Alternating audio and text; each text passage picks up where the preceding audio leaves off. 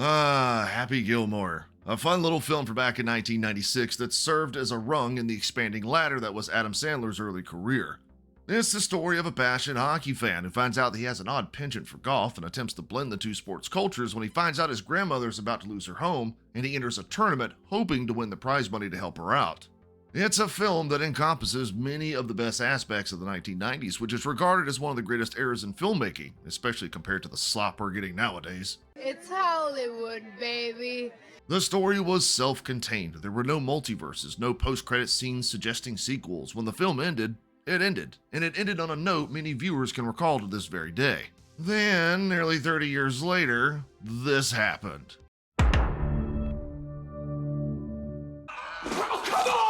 Naturally, since Hollywood is creatively bankrupt nowadays, seemingly releasing more reboots, remakes, remasters, requels, whatever the fuck we're calling them nowadays, than original productions, Netflix decided to dig up the well-preserved remains of Happy Gilmore and make a sequel.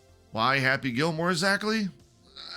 Well, fuck if I know, but this is the same company who thought spending hundreds of millions of dollars on Millie Joe Billy Bobby Brown, Chris Pratt in a shitty wig, and Mr. Peanuts, voiced by Woody Harrelson of all people, was a good idea. Anyway, Happy Gilmore 2. Let's talk about it. Say what again? Say what again? Say what again? Say what again? So Happy Gilmore 2 picks up 29 years after the first film, bringing us to the current day, but not before some exposition dumping in the first 10 minutes. Happy went on to win nearly 10 more jackets after the first one, refining his skills on the course, his career and sex drive at an all-time high. I included sex drive in that because fuck me, this guy has 5 kids, 4 sons and 1 daughter. He couldn't pull out of a damn driveway if he wanted to, but I digress. All is great in Happy's life until one fateful day on the green when an ill-timed swing launches a golf ball at his wife Virginia, killing her on the spot. Jesus Christ. This got dark real quick. Well, just like any man that killed his wife in a freak golfing accident, Happy takes an emotional nosedive, unable to step back onto the golf course, subsequently falling into alcoholism under the weight of what he did, proceeding to lose everything he loves. The money dries up, his car is repossessed, and you remember his grandmother's house from the first film? You know, the one he spent the entire runtime playing golf just so he could save it? Yeah, he loses that too.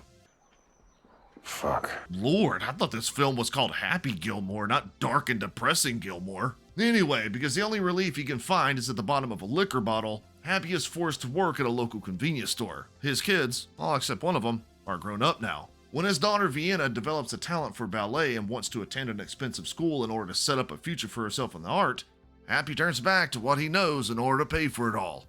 Golf. Right.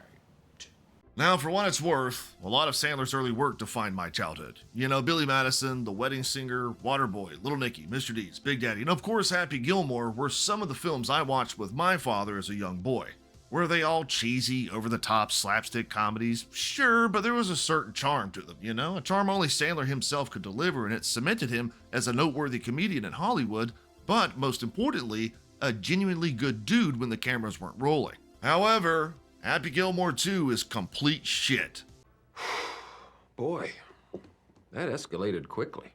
Before I get into why, let's go over a few, and I really mean a few, positives, alright? Despite turning Happy into an overweight, out-of-shape, sad sack of shit alcoholic, Adam Sandler fits neatly back into the role again, easily selling us on where the character is in his life and the struggles he faces doing day-to-day activities. May it be sneaking alcohol into every object imaginable, dunking someone in a lobster tank because they wouldn't leave him alone, or hating Ben Stiller's character of Hal-El so much that he's gifted a boxing dummy dressed up as the guy. Sandler turns in another predictable but overall likable performance as one of his most well-known characters. The real star of the show, though, is Christopher McDonald, who you could tell was having an absolute blast as Shooter McGavin, the antagonist of the first film, who's been locked away in a psych ward unable to cope with his loss to Gilmore. But fuck me, this film just doesn't do enough with him. You know, he's reintroduced to everyone as the coach of Gilmore's team, he has a few scenes here and there, one of which shoehorns him into the events of the new tournament, only to have him completely disappear entirely in the very next scene, and I don't remember seeing him again. Fuck.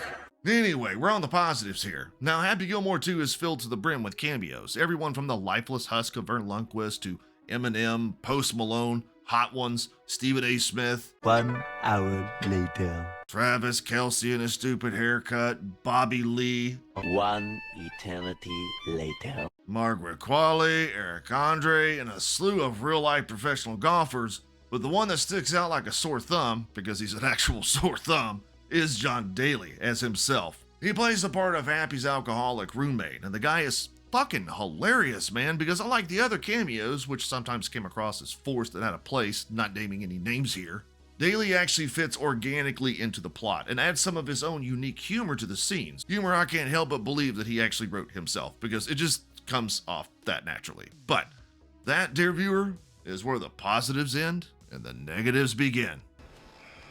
Hold on to your butts. I don't know whose decision it was to kill off Virginia in the opening scene of Happy Gilmore 2, but holy shit, man. Talk about starting your film off in the darkest, most depressing way possible. But Toler talks. The original Happy Gilmore did the same thing, killing off Happy's parents in the film's opening.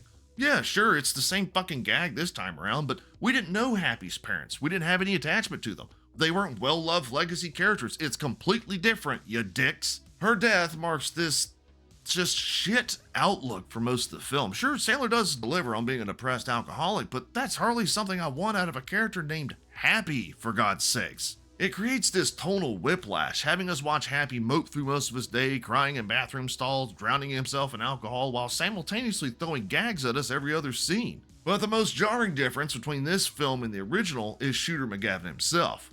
Sure, like Sandler, McDonald does give an excellent performance, I've already said that, but his characterization is all off, going from one extreme to the next in what seems like mere minutes. One moment he's bound in a psych ward, raving like a madman over what he lost, threatening to end Happy's life, and then the next they're just fucking best friends playing on the same team and laughing at one another. Really? Well, if Shooter McGavin isn't the antagonist here, then who is? Well, it's this fucking guy. For the life of me, I can't remember his name, so I'm gonna call him Stupid McSquishyface. So Stupid McSquishyface is a stand-in for the new generation, illustrated as a bunch of adult children trying to reinvent the sport of golf by turning it into this extreme, over-the-top, dangerous obstacle course. It comes complete with snow, fire, 1,000-yard-long holes, and that one kid from The Sixth Sense, except he's grown up now, and instead of seeing dead people, I see dead people. he's had some kind of experimental surgery that cuts a tendon in two, allowing him to hit the golf ball as hard and as far as Happy can. What the fuck even is this movie, man? Before this pisses me off to the point I attempt to slam my head inside my oven again, let me say this, and Netflix, if you're listening, take note. When doing callbacks to the original, and undoubtedly much better film than this one, you don't have to add a 10-second clip of the thing you're calling back to. We get it. We remember the jokes. We remember the characters. You don't have to drive home that you're recycling the same thing over and over again. We already know.